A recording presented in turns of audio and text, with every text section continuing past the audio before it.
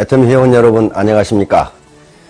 끝이 없을 것 같던 겨울도 이제 끝이 나고 춘삼월 봄이 왔습니다. 춘삼월 봄과 함께 오늘은 애터미 생태계에 대해서 말씀을 드리려고 합니다.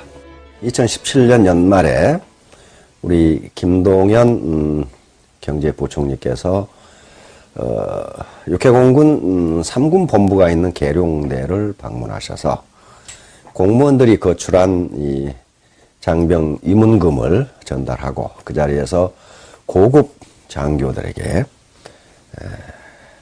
한국 경제에 대한 강의를 한 내용이 있습니다. 그 핵심 내용이 우리에게 굉장히 중요한 시사를 줍니다. 우리 사회에 계층 이동의 사다리가 있는가에 대해서 대단히 걱정스럽다. 이런 말을 했어요. 쉽게 말하면 빈곤층이 중산층 이상으로 올라갈 수 있는 그런 사다리가 많이 없어졌다고 하는 것을 의미합니다. 과거에 있었던 사다리가 없어졌다. 그러면 그 계기가 언제부터인가 하는 거예요. 그것은 1997년 11월 IMF 사태 이후입니다. 당시 우리 한국은행이 보유하고 있던 외환보유고가 70억 불이 안 됐어요. 한 69억 불 정도 됐다고 기억이 나는데요. 그런데 당장 갚아야 할 외채 원리금이 450억 달러였어요. 그러면 어떻게 됩니까? 모라토리움을 선언하든가 디폴트를 선언해서 우리 빚 못 갚겠다 이렇게 돼야 돼요. 근데 그렇게 되면 어떻게 되느냐? 우리는 자원이 부족하기 때문에 무역으로 먹고 살아야 되는데 국제사회에서 시정이 떨어져서 우리가 수출입하는데 큰 타격을 줘요. 그러면 모라토리움을 선언하지 않고 그 빚을 갚아야 됩니다. 갚아야 되는데 외국 상업은행에서는 돈을 안 빌려줘. 그러니까 국제금융기관인 국제통화기금, 즉 IMF에서 돈을 빌려온 겁니다. 그런데 IMF가 우리에게 돈을 빌려주면서 공짜로 빌려주지 않습니다. 우리에게 요구를 했는데 그 요구가 뭐냐면 신자유주의를 도입하라는 거예요. 그런데 그게 뭐냐 하는 거예요. 일반적으로 자유는 강자의 논리입니다. 그리고 평등은 약자의 논리예요. 다시 말해 쉽게 말하면 재벌이 좋다 이 말이에요. 그들은 얼마든지 시장을 잠식할 수 있고 약자들이 가지고 있는 시장을 뺏을 수가 있어요. 구조조정이란 이유로 대량 해고가 일어났고 새로운 일자리가 창출되지를 않아요.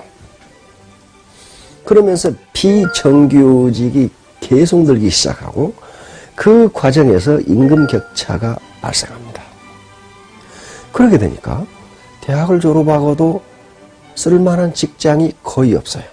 이렇게 되니 3포니 N포니 하는 젊은이들이 절망하는 사태가 만들어집니다. 이렇게 되면 젊은이들이 열심히 일해서 연애도 하고 결혼도 하고 출산도 하고 집도 사고 자동차 사고 이래야 되는데 그걸 다 포기해버리면 한국 경제 성장 동력이 약화돼버립니다. 떨어져버려요. 고용은 더 안 되고 소득 분배는 더 안 되고 악순환이 계속됩니다. 그러니까 계층이동의 사다리가 없어져 버린 거예요. 우리 생태계에 이상이 생긴 거죠. 그러면 한국 경제 생태계를 건전하게 다시 재생 또는 재건하지 않으면 우리 경제가 성장 동력을 회복하기가 어렵다는 겁니다. 그럼 어떡할 거냐?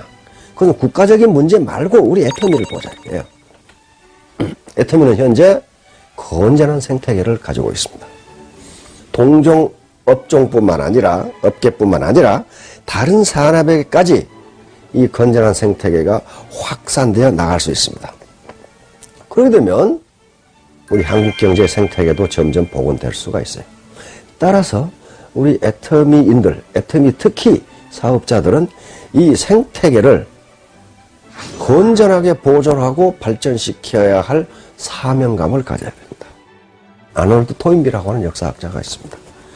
이 역사학자는 한 문명의 발전은 도전과 응전의 역사라고 그랬어요. 예를 들면 애터미를 둘러싼 환경은 계속 변하게 됐어요. 그래서 애터미라는 조직에 뭔가 새로운 걸 요구합니다. 이것이 환경의 도전이에요. 이 도전을 효과적으로 극복하면 이것이 응전이죠.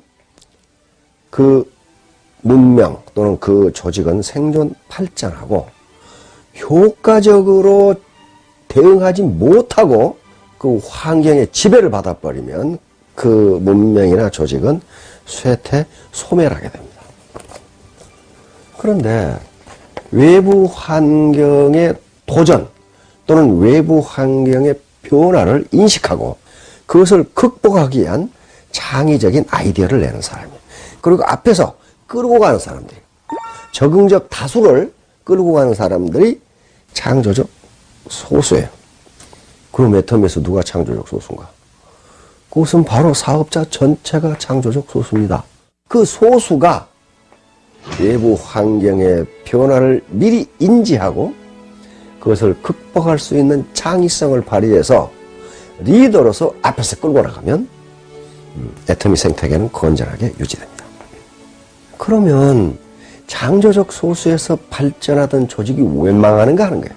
바로 토인빌은 이야기합니다. 그 창조적 소수가 자기의 성취에 도취해서 지배적 소수로 바뀌었다는 거예요. 다른 사람의 말을 듣지 않고 시대의 흐름이라든가 지식의 빅뱅 이런 걸 전부 무시하고 자기가 최고라 생각하면 그 조직은 망한다고 그랬습니다. 그럼 왜 그러느냐? 그러게 되는 경우 거기에 피터의 법칙, 피터의 원리가 작동하기 때문입니다. 로렌스 피터 교수는 남가주대학의 경영대학원 교수였는데 이 양반이 조직을 연구하다 보니까 이상한 현상을 발견했습니다. 다시 말하면 모든 조직의 상급자는 무능하다야. 위계 조직에서 모든 사람들은 자기의 무능 수준에 도달할 때까지 올라간다. 그래서 위에 있는 사람들은 자기가 받아가는 것보다 생산성이 낮다. 이게. 그러면 그들이 받아가는 뭘 받아가느냐? 아직 무능 수준에 도달하지 않은 사람들이 생산한 것을 가져간다는 거예요. 그러면 그 위계 조직에서 위에까지 올라가는 사람들이 처음부터 무능했느냐? 그렇지가 않다는 거예요. 유능했기 때문에 올라갔어. 그런데 문제는 한 단계 아래와 한 단계 높이는 처리해야 하는 업무, 보는 시야가 엄청나게 다르다는 거예요. 팀장과 샤로는 다뤄야 할 사람, 보는 시야가 다르다는 거예요.